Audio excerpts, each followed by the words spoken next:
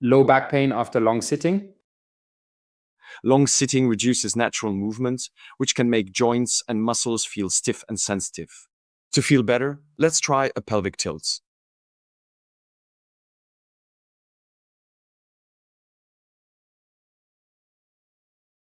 Starting position: lie on your back on a comfortable mat.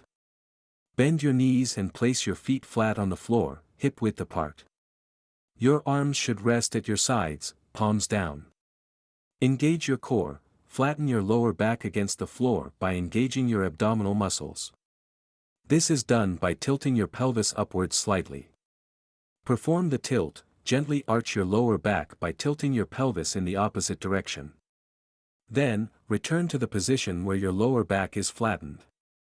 This movement is subtle and controlled, focusing on the rocking motion of the pelvis. Breathing: coordinate your breathing with the movement. Inhale as you arch your back, and exhale as you flatten it. Repetitions: perform this movement building up from 5 to 10 repetitions. Ideally a couple of times a day.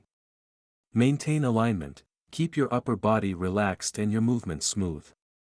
The motion should be driven from your hips and lower back. Life is too short for back pain. Healactively.com